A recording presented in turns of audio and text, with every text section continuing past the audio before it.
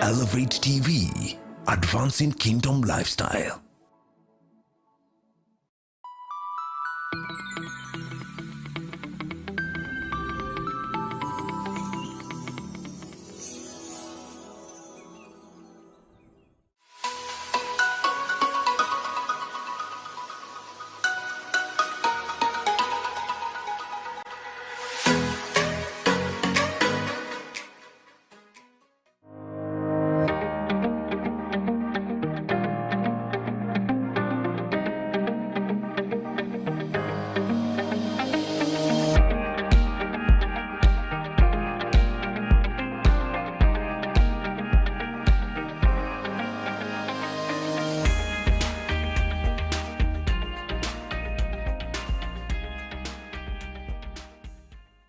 Ladies and gentlemen, welcome to another episode of the Gigi Report. I'm glad you're tuned in. Please remember to share. We want to encourage you to share. We are live on Facebook, Elevate TV Kenya, and YouTube as well on Elevate TV Kenya. Please, let's get the conversation underway. Today, we're going to be focusing on a subject of the forces that are shaping the political conversation in this election year, and we're going to be looking at BBI, party law amendments, and coalitions. So, approximately 1 year ago, the Gigi Report launched on Elevate TV, and we began with a political subject, and at that time, the novel concept was the hustler narrative. Now, a lot has changed since then, as you know. Now, the question is, what are the forces shaping political conversation today in 2022? This is January. And on the set, I have a guest with me. Welcome to the show, Dennis Thombe. Thank you so much, Pastor Gigi. Very good to have you. Thank you so much, man of God. All right. I really appreciate it. Very good. Once again, like I always say, the Gigi Report is a platform where we delve and we have honest, big, bold conversations, honest conversation on a broad range of matters. Like I say, political, economic, social, philosophical, theological. And today we are going to be focusing on a political conversation. And yeah, that's important. You know, this is the election year, so we better just have the conversation anyway. Very good. Now, I want to begin by introducing my guest very briefly, and then we dive right into the conversation. My guest is Dennis Thombe. Dennis is a well-known associate of the Deputy President, Dr. Ruto. And he's a party operative in the UDA party. The real UDA people are here. And he's also, Dennis actually contested for the senatorial seat for Nairobi in 2017, during the 2017 elections. And he's also a frequent commentator, political commentators on TV in Kenya. Maybe you've seen his face elsewhere. And so, Dennis, welcome to the show. Thank you so much, Pastor Gigi. The very first Gigi Report show on Elevate TV, yes, it was you and me. Yes, it was. So yes, it is only fair that we revisit. All right. Yeah. Okay. I think one of the things that you didn't mention is that I'm a pastor at Newbury City Chapel. Okay. So today I'm going to be juggling the hats. Okay. Because I also want us to have an honest conversation as a church, because I'm aware that I'm addressing the family of faith. Absolutely. So that's important for me. Whenever I get this opportunity, I usually also ask the Lord, what am I going to say to these people? And also be efficient enough to change several convictions. Right. And also diffuse any negative perceptions. Right. On matters political engagement, especially. Politics is dirty, should a Christian engage?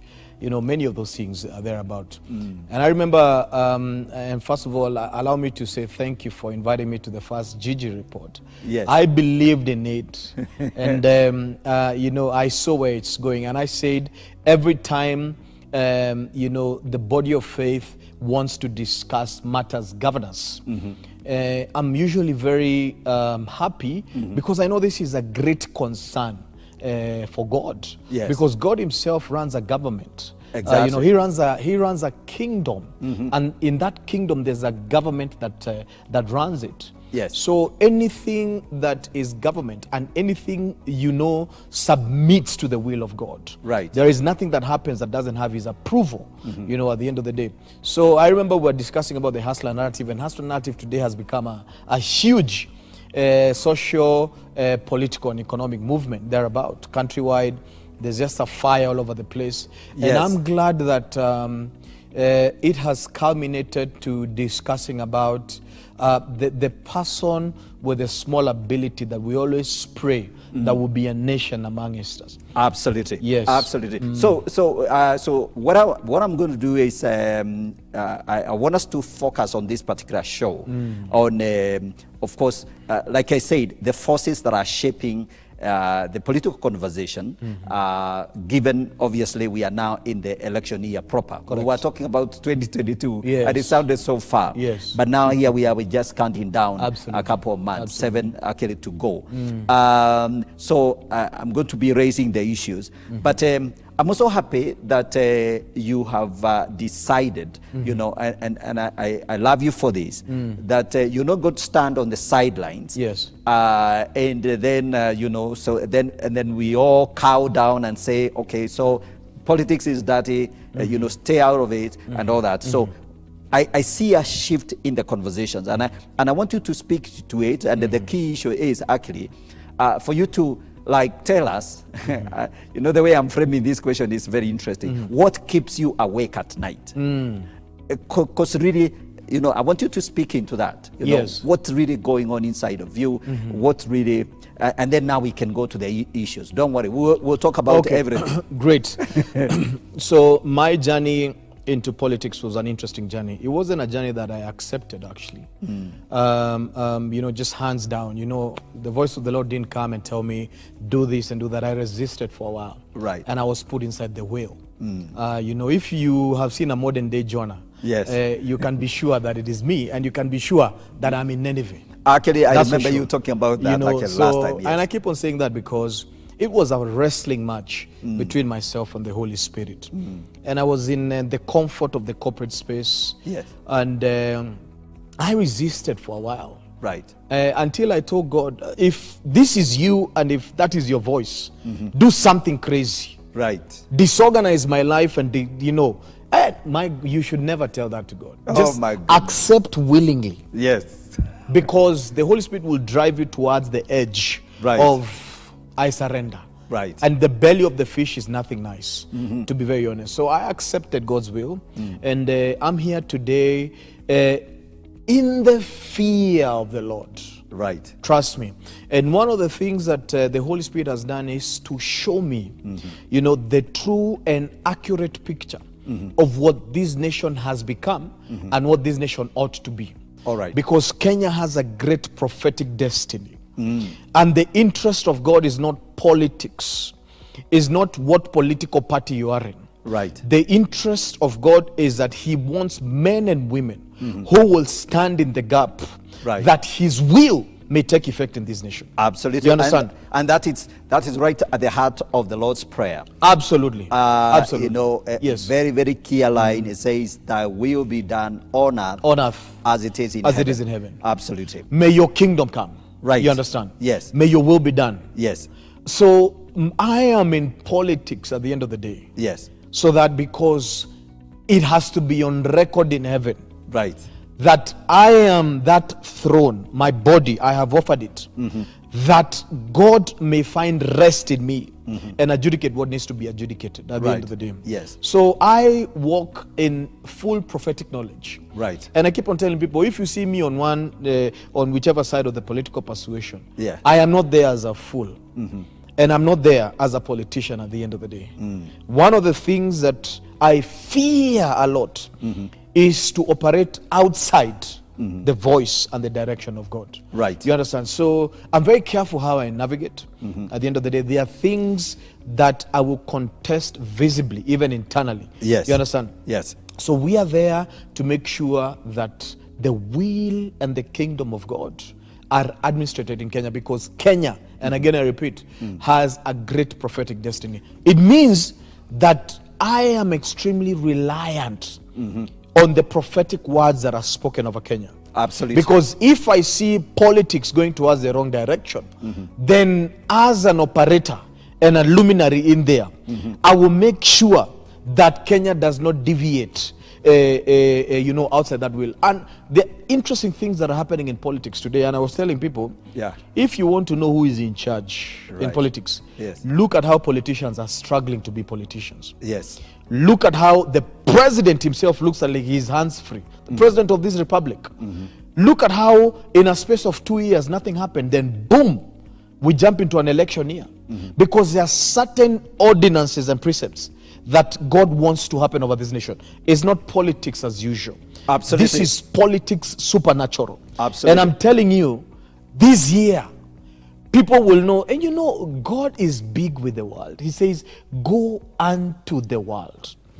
Go unto the world. The church needs to get outside its four walls and go and take over government.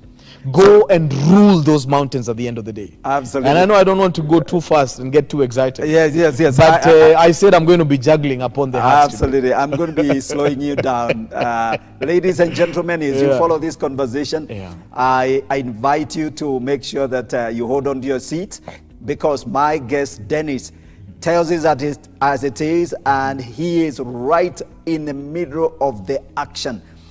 Some of you, I think you need to get into the boat. And of course, I mean, I would say it's very clear, Dennis hangs around with the, with the big politicians, with the people that actually clearly, are seeking to lead this nation. And so there is no question about it. So, Dennis, what I want us to do is, I want us ourselves to address now very, very specifically the idea that, of course, you happen to be plugged in into the heart of the DP Ruto's and the UDA campaigns at the moment. And so I want you to tell us about, of course, without necessarily revealing strategies and all that, what's going on there, and what don't we know? You see, we are observers. Yes. But you are in there. Yes. I'm sure there are things you'd like to tell Kenyans, people that are watching. And these are preachers, pastors, bishops, believers, people who follow Elevate TV, who really believe that, the Gigi report is representing the kingdom of God. Yes. So maybe give us a little bit of light of what goes on behind the scenes. One of the interesting things that has happened, and I believe that this is the move of God, is that the country has been pushed away from the politics of vanity into discussing the real issues that plague people. All right. And it's a big shift politically, because many politicians have never operated within this dispensation. Right. Economy was left to economists, and it was only maybe a 2% discussion. Now, the main conversation that any presidential contender that is worth his salt must discuss is the socio-economic status of the people of this country. Absolutely. And the prosperity and the posterity of this nation and of its people. That is the one thing that has really bugged His Excellency Deputy President William Ruto. Okay. And it has bugged him in two dimensions. And I tend to think that it must have been a dream that was dropped to him or something, because it's a painful journey that he has walked. We who are in the boardrooms, are in the people's, whatever it is, we know the kind of journey that he has walked to, because he has gone to every part of this nation, talking to the people, doing regional caucuses, discussing Nyanza, what are the economic issues here? Coast block, what are the economic issues here? Let the people decide. So even his manifesto is not crafted from a boardroom. His manifesto is crafted from the people. It is the people who decide.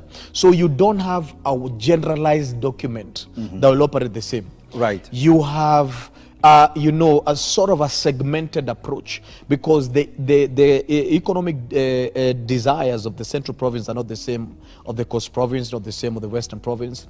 So one of his biggest tasks will be to make this a reality, especially because it's not a model that the nation has embraced from its inception or from its birth. So it means that you have to change the social dynamics of the politician or the operative. All right. You have to change the expectations of the people and the way they have been conditioned to live in squalor and to accept it. Then you have to look at the infinite wealth of the nation and see how do we then redirect this. Right. And I think, to be very honest, he has a very huge undertaking. And I look at him, and one of the things that I pray is that he has the right people around him. Right. Because this is the time that chapter 6 of the Constitution must become a reality. Okay. Because one of the things that I like about the politics today is that once a promise is done, then it has to take shape. We will measure you around it. Our oversight is going to be around it. You told us about bottom-up economic model. You told us about this thing. You told that you will lift the life of Mama Mboga. You said you will lift the life of the Mkokoteni guy. You said the guy who sells mutura, you will lift his life. All right. So what has happened is that, in fact, and I keep on saying that His Excellency has set himself up to make sure that the wheels of this nation change for life. And I say this, this thing in itself, we will eat whoever who doesn't operate in integrity and fidelity. Because the demands on the base now, the Kenyan person knows that the next government, come rain or come sunshine, they must change my socio-economic dynamics. Okay. And one of the most shocking and interesting things is that this thing is enshrined in the Constitution. All right. When you look at Article 43 of the Constitution, it talks about socio-economic rights. Socio-economic rights. When you look at Article 10.2 that talks about the national values and governance there about how we should conduct our business, then you realize that the economy of the Kenyan is situated there. There are many statutes in the Constitution that talk about looking carefully and reviewing the prosperity of the Mwananchi. And I believe that we cannot move out of this conversation. We can't move out of this thing without anyone who's worth their salt addressing the socioeconomic status. As I finish, I say two things. The second thing is that he happens to be the deputy president of this country currently. Okay. And based on that, his frustrations currently is based on the rift between him and the president. That even though they discussed critical undertakings that they were supposed to deliver, some of those things are stalled at the moment based on the fact that this nation must move from a certain nature of politics to another nature of politics. If you're a politician, if you're a head of state, whatever position you are, if you're a governor, and you promise one thing, you cannot then come in the middle and promises another thing. So I think from where he sits, it's a tough journey that he will walk in. Absolutely. And I pray that many Kenyans who look at and desire the prosperity of this nation, there are many instruments that are supposed to make sure that a leader is given proper oversight and that a leader does not fail. The Article of the Constitution says power belongs to us.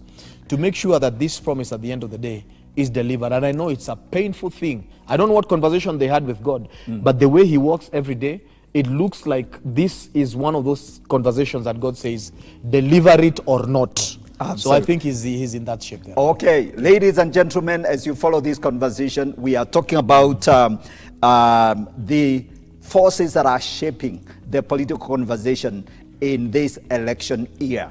And as you can see within, where Dennis is coming from, Dennis is part of the UDA, party, and he's very, very much at the center of things. He's a very close friend, I would say friend of the deputy president, and he's not, we are not hiding that fact.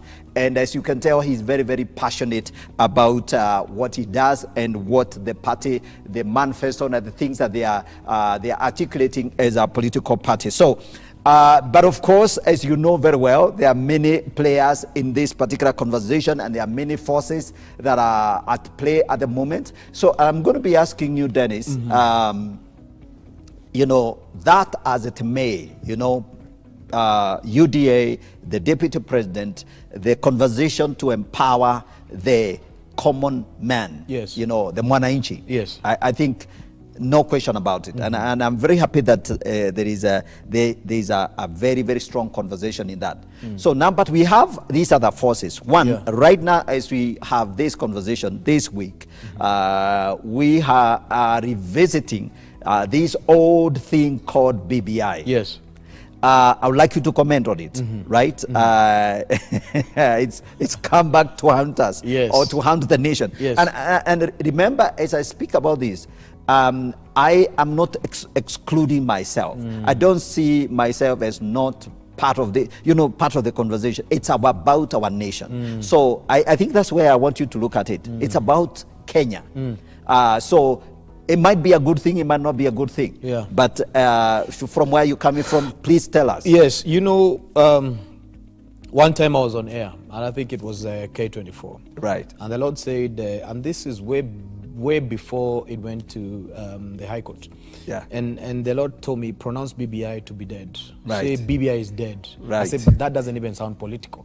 I said, say it. So my turn came, and I said, BBI is dead. Right. And I repeat it again here. BBI is dead. Yes. Upon an altar of the Most High. Yes. And because, to be very honest, the spirit behind it, the intent behind it is evil. And I say that in secular stations, and they say, oh, don't think you're the one who is more godly. I say, no, I know for sure that this thing doesn't have good intentions for our nation. Okay. And I bleed because the president looks to be at the center of this. He has held a disposition that he's almost subject to electoral defeat. He's upsetting national unity by campaigning for one candidate at the end of the day. So then he will be the greatest assault to national unity in itself. BBI has nothing to do with bringing any goodies in this nation. Okay. In fact, when you look at the many amendments that it proposes, a lot of them can be done administratively through presidential decrees. The rest of them can be addressed legislatively through Parliament and through Senate. Then the critical aspect is that, and the reason why it has to go through a referendum is because it seeks to change the role of Parliament in terms of vetting for cabinet secretaries, and it seeks to change the shape of the executive at the end of the day. Yes. And it brings in positions of prime minister and whatever it is, so that we have a more hybrid head, as opposed to a presidential system that is more articulate and will provide clear guidance towards the direction that this nation needs to undertake. Okay. At the end of the day. So the intent and the spirit behind this thing is the spirit of greed. The spirit that has destroyed this nation for the longest, the spirit that has created a class divide in this nation, the spirit that is responsible of ensuring that if you're a son of this nation and you don't belong to sort of quote political hybrids, you will live in squalor for the longest time. The pushback has been, what we have in terms of the presidency is like a Ferrari model. I know it's a guest who I brought on this show who brought that model. A Ferrari, a Ferrari is a two-person car, very fast, very agile, but it can only seat two guys, the driver and his co-driver, the president and the deputy president. It doesn't have space for someone else. While BBI, the proponents of BBI argue, this is a pro box. Maybe we need the pro box so that then, and the point is, so that we have the driver and his deputy, and we have space for the other guys in the back seat, and at the boot we can still have some people, and everybody can get to Canaan. It's inaccurate even legally, because number one, the president is a symbol of nation unity. And when I mean the symbol is that we don't look at the president from the tribe perspective, we look at him based on the functions perspective. Number two, there's a cabinet. Okay. And when you look at the cabinet today, the cabinet indeed represents the face of Kenya. So if you want to bring the aspect of tribe in it, there you go. We have an expanded tribe and expanded cabinet. Yes. And the cabinet in itself is supposed to bring in technocrats, not tribal kingsmen, who are supposed to deliver work through their ministries. Again, the cabinets control ministries. Right. So, and ministries establish the entirety of government. So from the presidency, you have an entire arm and structure you understand, that fuels the entire nation. Right. It sits within the entire nation at the end of the day. Number two, this is democracy. Right. Democracy, people choose whom they want to choose. If they feel that we want a Masai for 20 years, there's nothing you can do. There's nothing much you can do with democracy. Right. Number three, which is actually one of the most important things, we have devolution today. Yes. And devolution is sort of the breakthrough in terms, because the greatest contender and contention in this country has been resources. Now today we have power and resources that have been devolved. Okay. 47 counties, 47 county assemblies, every ward. You know, it's a cooperative system from bottom up. So actually the bigger probox, you know, is actually sitting across everyone.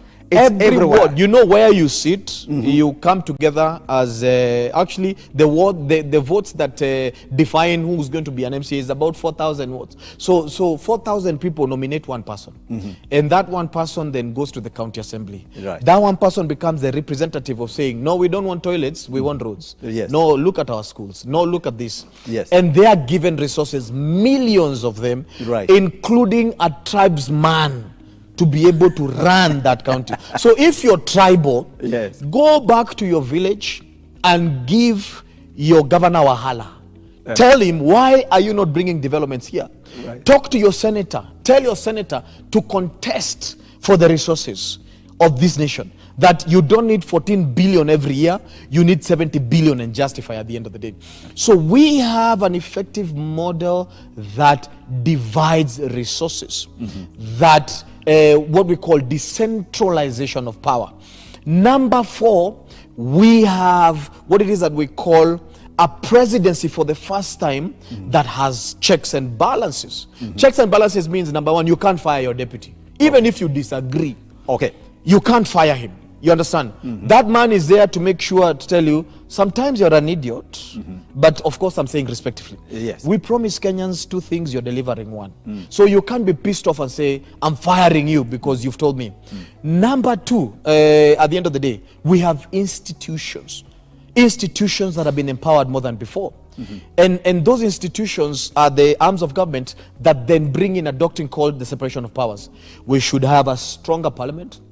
We should have a stronger judiciary, parastatus at the end of the day, you know, and many other commissions. You know, we have the IBC, we have whatever it is that there is. Those ones are supposed to be the oversight juncture to the presidency, because one of the things that Kenyans hated, they hated a monarchy. They hated a president who is an imperialist. They didn't want a president who is so strong at the end of the day. Now we have a model that ensures that the president doesn't have every say. The Kenyan, the Wanjiko, the Mora, whoever it is that you can give them the name of your tribe. Some people are not comfortable saying Wanjiko, is represented in the presidency. And there is integrity. Because I believe that integrity is standing up to the strongest man in this nation and calling him up on his excesses. Now we have certain models in our constitution. And that is what BBI hates. BBI wants to annul the whole of Constitution 2010 and bring in now an imperial president, a monarchy at the end of the day, destroy the strength of institutions. And that's a weakness that we cannot allow. Absolutely. Ladies and gentlemen, as you can tell, I promised you that we're going to be having a very, very honest and serious, deep conversation. Dennis is here. As you can tell, he's a very passionate man. So we are going to go into a very short break. When we come back, we continue this conversation. We still have a few more issues to ask Dennis about, and let's hear what he has to offer us today. So don't go away. Please stay tuned. Just take a cup of coffee or tea and come back. We come back shortly.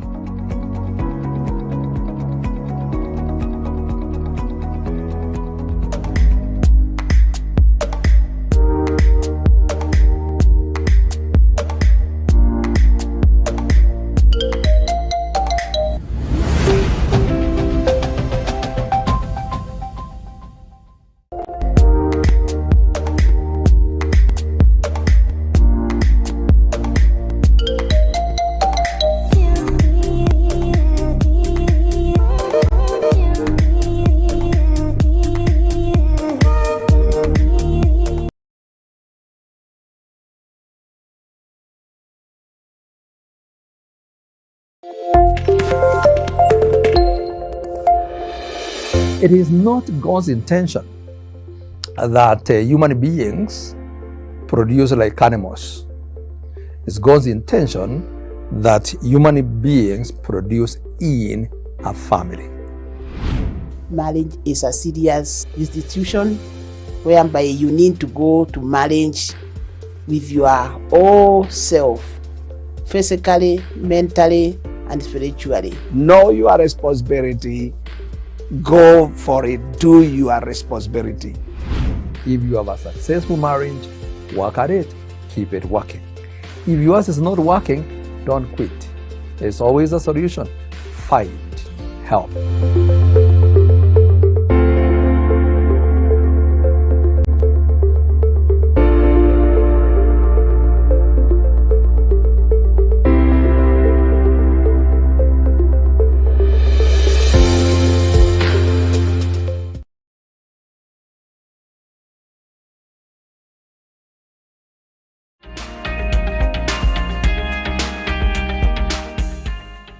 Welcome back.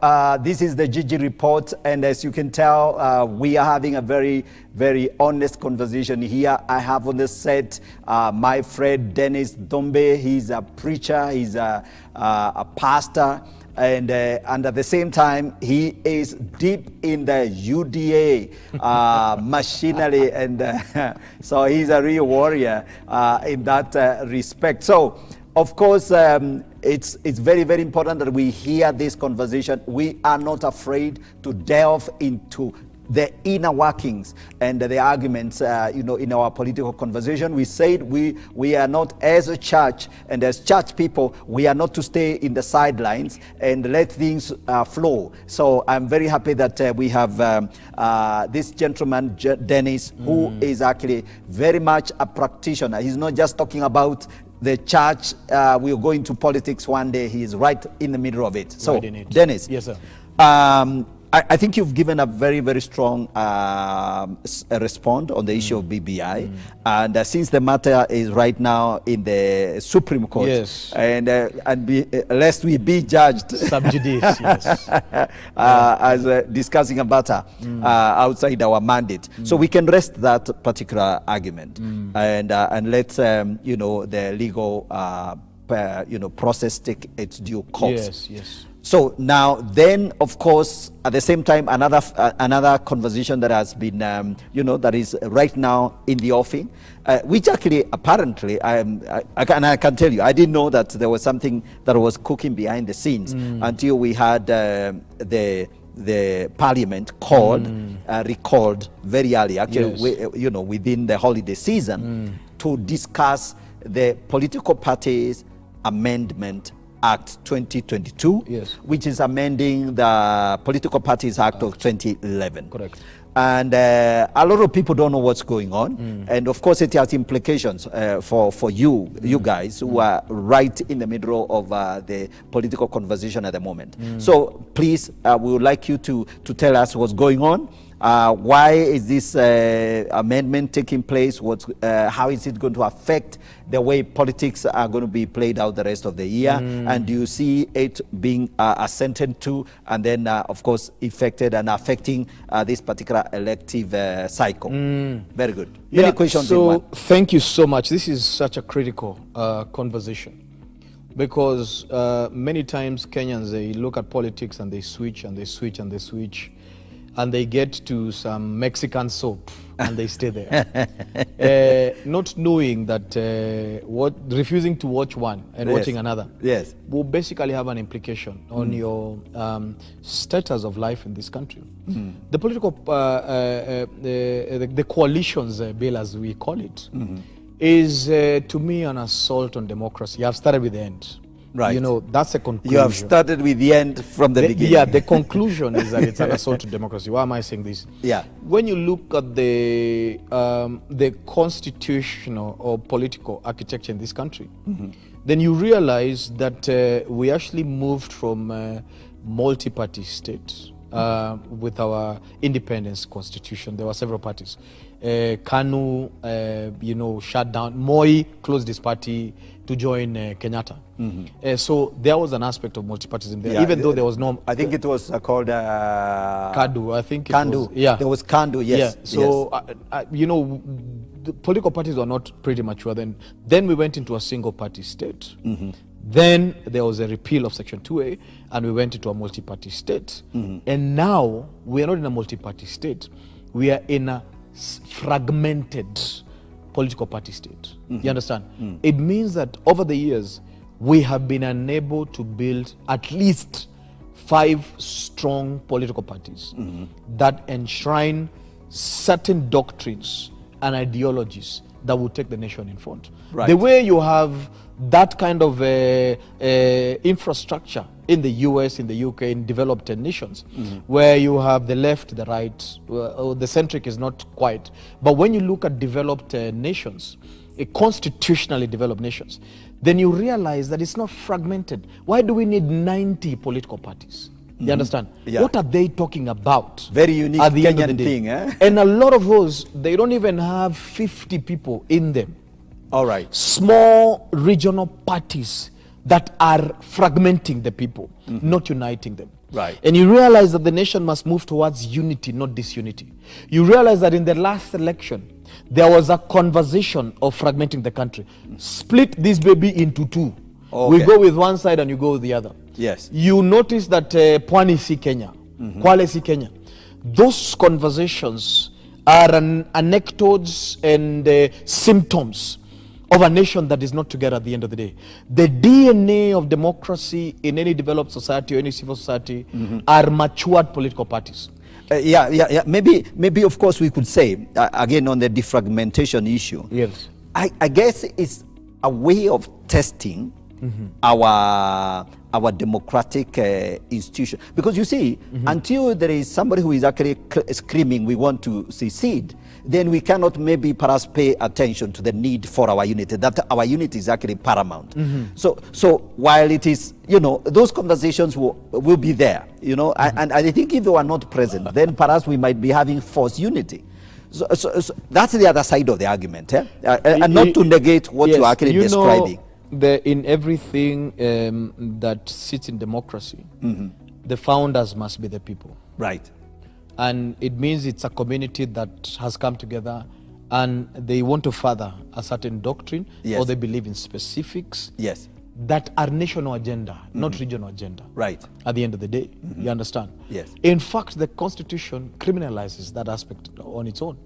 That's why even when you deposit a lot of these things at the Registrar of Political Parties, the Registrar of Political Parties must make sure that that party shows and reflects the picture of the nation. You understand? Not of a region. Okay. For example, you can't have a Kikuyu party. You can't have a Luya party. You can't have a Kamba party. But when you look at most of these parties, it's exactly what they represent. You need to ask yourself, can Kalonzo Musyoka campaign outside Kambaland? What about a lot of these people? Who are the owners of these 90 parties that we don't know them or what they represent at the end of the day? So then you come to understand the nature of politics in this country. The nature of the political leader in this country is divisive by default, fragmenting the nation. Okay. What we need to see in this country are 2, 3, 4, 5 mature national parties. Okay. Parties that would further a united front, a belief system, a political system that then enshrines the desires of Kenya as a whole, and we can see a formidable future going forward, you understand? Okay. But a lot of these parties are passes created by merchants for some of them to be bought. You understand? Yeah. And you can understand, Dennis, I think you may also have to understand that there are also other dynamics that have really created that environment. And one of, maybe I'm wrong, but one of the dynamics is the idea that during the primaries, once we get to the primaries, and we are going to get there very, very quick, I think sometime in May, or is it after May, where all the parties will have to do their primaries and nominate candidates and issue certificates. you know, the past has taught us, and I guess that's where we're coming from, that you can be a very royal member of a very well-positioned party. Yes. And you have played, you've invested yourself there, you've clearly spent most of your time and career there, and you have a lot of stakes, only to be denied rightful proper election during the primaries, and now you're stranded while you have actually put in all your energies there. And then of course the issue of the chaos that associated. So I guess these little small political parties are a kind of like have emerged to solve that problem of you guys up there, the big parties. Once you fight off those of you that will be thrown out of the bus, we are here. If today we decide that we make you the governor of Nairobi, right? And I think it's a good proposal. You should consider. I mean, proposal you're accepted, an economist. Will be reviewed and But this is what I'm saying. Yes. The Constitution has created for fair ground. Yes. Number one, every party must deposit their nomination rules. The register of political parties must ensure that the nomination rules are square within the concept of democracy of free, fair, and open. That number one. And then there are platforms for you to go and argue out and contest and say, I don't think this was free. Our judicial system is within the political parties. There are those ones, there are dispute resolution mechanisms. Yeah, there is that tribunal within the judicial aspect. There are dispute resolution mechanisms. The court will hear you, and there are people who have won out of But also, there's a concept of independent candidates in this country, and you wouldn't find it in many jurisdictions at the end of the day. So there's no single person who can claim that the nominations are unfair, even though that aspect is true, because there is no space that is not occupied. You will find your Goliath in the marketplace. Right. You understand? You need to use the wisdom of the serpent at the end of the day. You need to make sure that your ground is solid. And one of the things that we usually say is that political participation or representative democracy, or if you want a position, is not for new entrants. Some people come into this space thinking it's an event. It's a wedding and suddenly I'm the bride or I'm the groom. You need to understand that democracy is sequential and political participation is procedural. It's a process. It's not an event. But coming quickly to the coalitions bill, the reason why we're having this coalitions bill is because 99% of the political parties in this country are unable to meet the constitutional threshold of producing a president. 50 plus 1. All right. And therefore, they need to conglomerate many of them to be able to acquire or achieve this threshold. I believe a party like UDA is convinced that we are in a partnership with people. We are able to deliver that vote nationally. Right. If anybody is going to partner with us, they must first of all believe in a bottom-up economic model, and they must first of all seek the mandate with the people. All right. They don't believe in too many positions, and His Excellency discourages people. So if I go to him today and tell him, give me a CS position, he'll tell me, where do you want to change the socio-economic dynamics of people? So this country has gone through a hellish road with coalitions. Okay. There's been a hellish road that we've gone through by coalitions. Coalitions are expensive, bloated governments, bureaucratic at the end of the day. Getting a decision is hell on earth. You understand? Backstabbing, conniving, name it. The entire mark that you want to display is because one believes in green, the other believes in yellow, the other believes in red. They want all of them to be bosses here, prime minister, presidents. This nation does not have that time. We are in a quagmire that our people are getting poorer. We're in a quagmire that our education system is falling. We're in a quagmire that accessing health care is problematic. We're in a quagmire that we're not able to produce matchboxes as a nation, or even shoelaces. Pastor Gigi, we don't have time for village and village elders to be contesting for prime minister positions and presidency positions. We want a decisive leader who will take this country from below nil going forth. But let me tell you something. Yes, yes. There's an interesting player that is absent within that matrix. Was absent in the BBI, is absent in a lot of these conversations, is the church. But I want to say that there are men and women like myself who are the church in that place, who are contesting and contending every day. And I want to encourage my brothers and sisters. Don't be, you're just complaining on Facebook and insulting people in your private place and whatever it is. Get into this mark, into this dirt, and let us make sure that the kingdom of dark does not take effect in this country. Absolutely. Yes. There's just one more thing I want you to clarify. I checked my e-citizen. Yes. I was suspecting I might be a member of a political party without knowing. And sure, to my very serious surprise, I found I'm a registered member of a political party. Which one? No, I will not divulge the name to save the face of the political party. Yes. On national television since 2012. Wow. Whoever My registered goodness. me, I don't know. My goodness. And I thought I was alone. So I asked, someone else to check. Yes. And sure enough, they happened to also be registered in another party. Yes. 2016.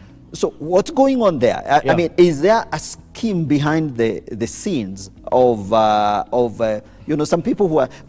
Is it that maybe it could be tied to this? But you need to tell me what's going on. Because there are so many small political parties and they must have some membership to get registered. Exactly. Are they just harvesting some database and plugging people's names? Time. Okay.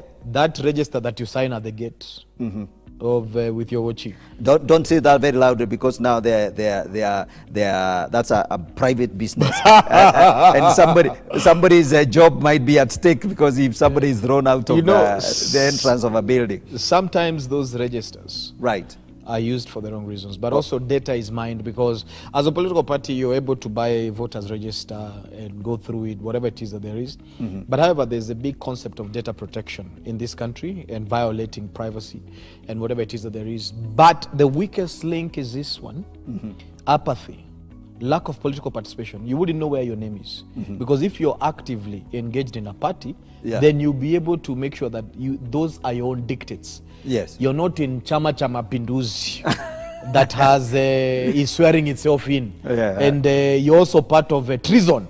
Right. And you don't know. If there was a charge, people would call you and say your party has a treasonable charge, and you can't cite ignorance anywhere. All right. Okay. So the concept of apathy is a big disease that we have in this country. Okay. Lack of political participation just because you're annoyed.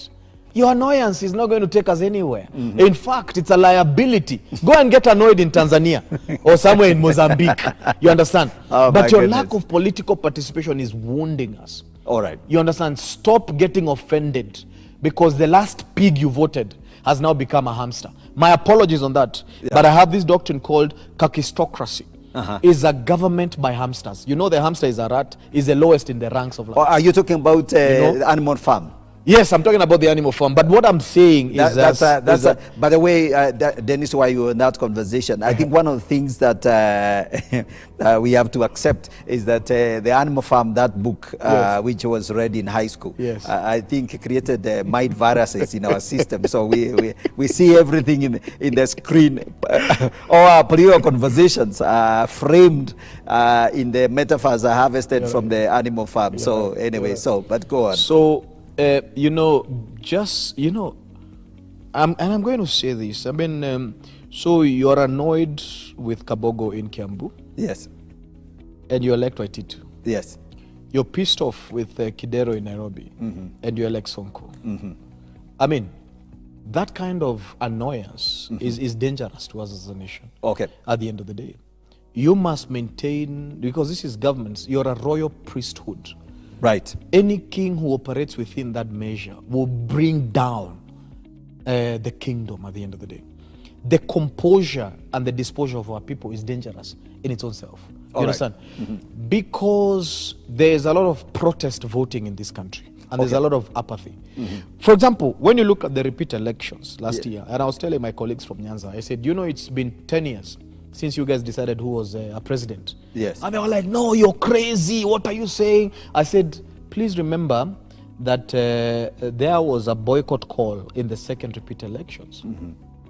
7 million of the 19 million registered voters voted.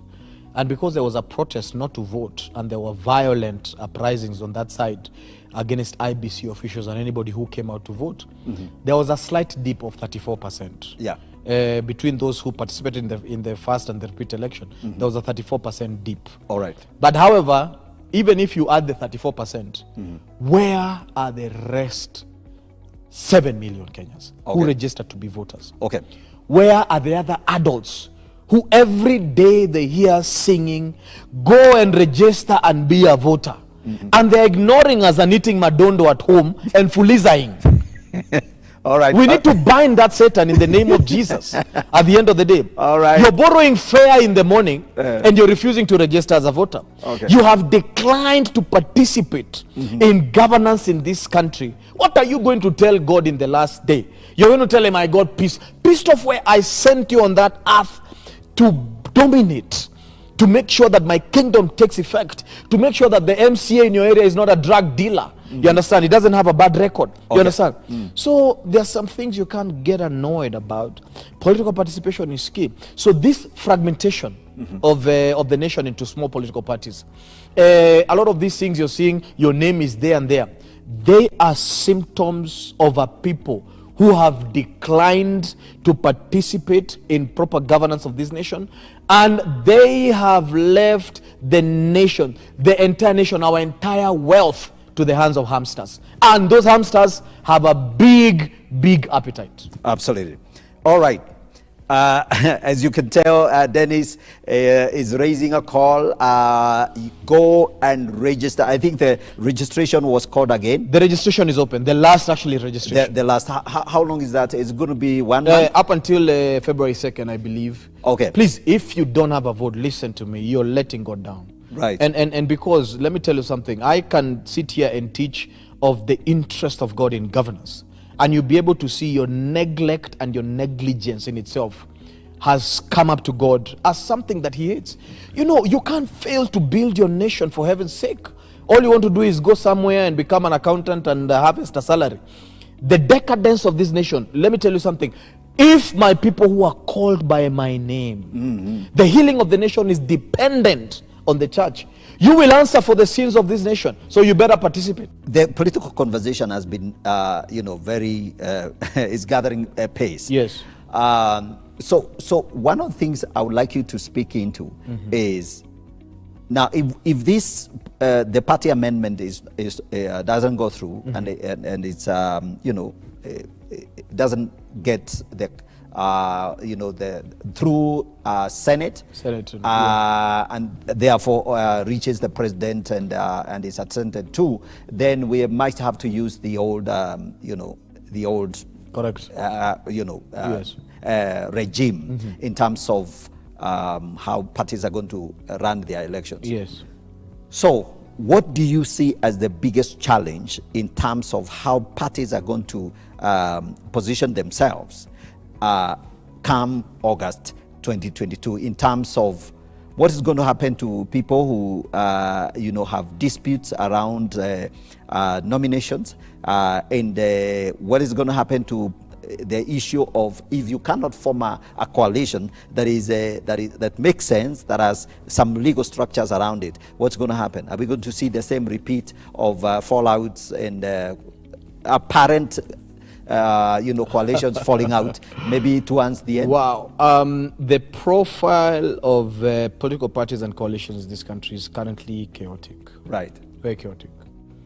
Of course, UDA has taken a strong stance that it has a coalition with the people, and therefore it doesn't desire to coalesce around leaders. Right. And have 4 octogenarians who are basically vying for the same thing. Right. It has decided, we are with the people and we are done. If anybody is going to partner with us, let it be like that. And I think based on that, they've already put structures. And I believe that we've had aspirants meetings and trainings all through. The National Election Board is already constituted. all candidates and aspirants are there. Of course, there's a fear of the incumbency. What happens if I'm running against Ishungwa in Kikuyu? That isn't he strong? You understand? Make sure you do groundwork. Right. And make sure your people participate in the party. Right. You know, so that they then can vote for you. Okay. There's a lot of groundwork that you need to do. But I think from a UDA standpoint, the party has got it together. And even the gentlemen that have come on board are quite solid. Now, when we look at Mudavadi, who's launching his bid on the 23rd, I don't know whether he's going to get into a coalition at the end of the day. Okay. But if he gets in coalition, it's going to be messy for him. When you look at Kalonzo Oka, who is Oka? Okay, he's a flag bearer. Right. And therefore Mudavadi is out. But you're the flag bearer. It is you and who in Oka. All right. What happens to what about primaries? You understand? How are you going to conduct the nominations? So I think we can say, and I want us to wrap up on that, so that then we address the final thing, which is actually where the church comes in. So there are a lot of unpredictable arrangements. That, especially in Azimio and Oka, because the primaries are going to be chaotic. They haven't decided which party gets where, which is the mother party, which is, you understand, and of course Azimio looks like the strongest party is ODM at the end of the day. So I think the primaries are going to be extremely chaotic for anybody who is in a coalition. Absolutely, absolutely. Okay, so what's the role of the church? I know I'm asking this late, and I know we may not do justice to that question, but where do you see the ordinary believer playing in this whole arrangement? What is the single message that you would send to believers out there? Perhaps who will not participate in parties. I mean, maybe they think, no, I will vote, but since you can still vote without being a member of a party, what's your message? The first thing that we must know is that whatever that is happening this year is supernatural. It's not natural. Right. Whoever who's going to sit in that seat of a king in the country, either the kingdom of light or the kingdom of darkness will win, depending on which priesthood is stronger. Okay. And which one is working properly. Right. Based on principles. But I know that the Spirit of the Lord is strong upon this nation. And God wants this nation to have a leader who will permit the church to thrive. All right. So the first thing that you can do is pray, always. Okay. Not just in the assemblies. We have this hypocritical approach of only praying on Sunday. Fix your secret place. Consult God in the night. Pray over this nation. We have this habit of only fasting in January when our economy may be injured. Fast consistently. I will plead with you, if you can take a day every week to only fast and pray for Kenya. Pray for one thing, that the will of God may happen. Right. We need a strong priesthood. Right. And when I say priesthood, I don't necessarily mean the fivefold. I mean that every man and woman who is called a Christian comes from the royalty of priesthood. Yes. Please make sure you pray. Number 2. And the last one. Political participation. Yes. Political participation is very key. You understand? Number 1, make sure that you guard peace. Make sure that you guard democracy. I'm not big on democracy myself. I believe in the will of God. I'm more of a theocrat than anything else. But guard democracy. Guard peace in your area. Make sure that you call out every leader who looks like a warmonger. Every leader who is saying everything that is not upright. You know, the sensationalization around tribalism and social classes, whatever it is that there is. Make sure you call that out. You understand? Number 3, make sure you mobilize people to participate. You know, in terms of that MCA that you know is godly, that MP that you know is godly, that senator, that governor, that woman rep, and that president, that you know will give church the opportunity to build its capacity to host revival. Absolutely. Ladies and gentlemen, we must bring this to a close. Thank you so much for staying tuned in. This has been your host, Godfrey Gichuki. This is the GG Report. I'm sure you have enjoyed the conversation. We'll see you another day, same time, same place, same channel. God bless you. Have a great evening. Amen. Bye-bye.